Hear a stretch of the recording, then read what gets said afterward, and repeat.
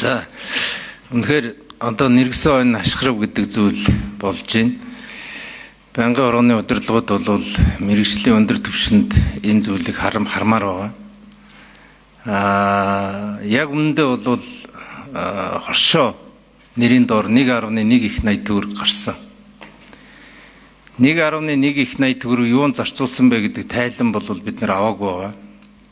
Эдийн засгийн байнгын ороо бол энэ тайланг заавал авах хэрэгтэй. Заавал дарга. Ингэж эндээс юм харагдана. Бид нар малчтыг их олон ажил зэрэг хийх гэж шахаж байгаа. Тариаланч бол, тээвэрчин бол, худалдаачин бол, зөөр агуулах байр, малаа. Яг үүндээ энэ бодлогын ард бол мал ахуй ойлгодог нэг ч хүн энэ бодлогод оролцоогүй. Мал ахуй ойлгодог хүн бол малчны хөдөлмөр ямар их вэ гэдгийг ядаж мэднэ. Тэгэхээр бараг энэ Монголын төрд малчин айлын хүүхэд үлдээгүй юм шиг ийм дүр зураг байна. Зүгээр байгаа хүмүүсээр юм хийх гэдэг. Ялангуяа махыг одоо бид нар орон нутг сум болгонд бэлдэнэгүй бүр худлаа. Хаана хадгалах юм?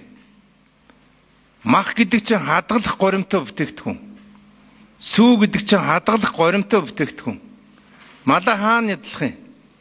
Ариун цэврийн горимтой. Ер нь бол би зүгээр үг аваад заяавал даргад нэг зүйлийг хүсэх гэж байгаа. Энэ бодлогоо эргэж хараач. 3 жил явлаа. Үр дүндэн махны үн 35 мянган төгрөг болсон.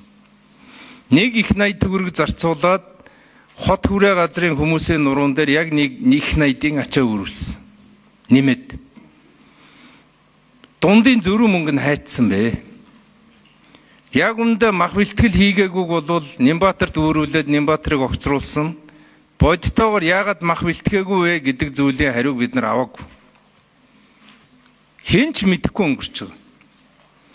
30 мянган тонн мах хэрэгтэй. Улаанбаатарчууд өвөл хавар хэргэлдэг хүнс.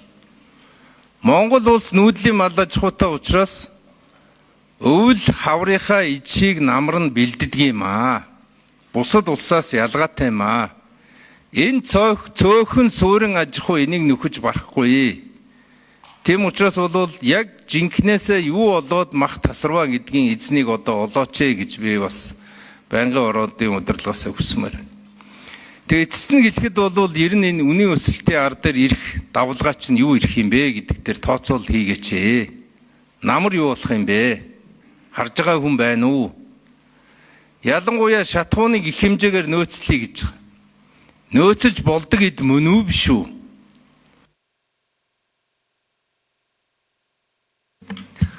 За нэмэлт гандан мөрөгшөөний нэмэлт минут өгье. Одоо манай энэ газрын тосны дарга энийг бодооч. Бензин түлш хоёр чинь нөөцөлж болдог бараа мөн үү? Энэ улс орнууд бол газрын тос нөөцлөд байна. Бензин тос шатхуу хоёрыг чинь нөөцлөхөөр энэ үнийн зөрүүнд дийлдэхэ болно. Мөнгөний хүүний зөрүү дийлдэхгүй. Алга болсон түлшин дээр чинь бүх амьтын шоронд орно. Ганц асуудал биш. Хятадас бид газрын одоо энэ бензин, дизель хоёроо худалдаж авч чадах юм уу, чадахгүй юм? Нэмэлтээр. Орос болвол дайны байдалд орчлоо бензин тосны хувьд. Дэлхий дээр одоо $100 байсан нефт чинь 70 руу орчлоо. Хятад улсаас бид худалдаж авч чадахгүй юу гэдгээс бол бидний намрын амьдрал шалтгаална. Тийм учраас бол та нар нэг баахан савсуулга худалдаж авна, баахан татаас өгнө гэсэн энэ худлаа мөрөөдлөө одоо болоод бодтой дүгнэлт шинжилгээ хийгээд яг эдийн засгийн ирж байгаа одоо энэ үнийн дарамт чинь эдийн засгийн дарамт болохгүй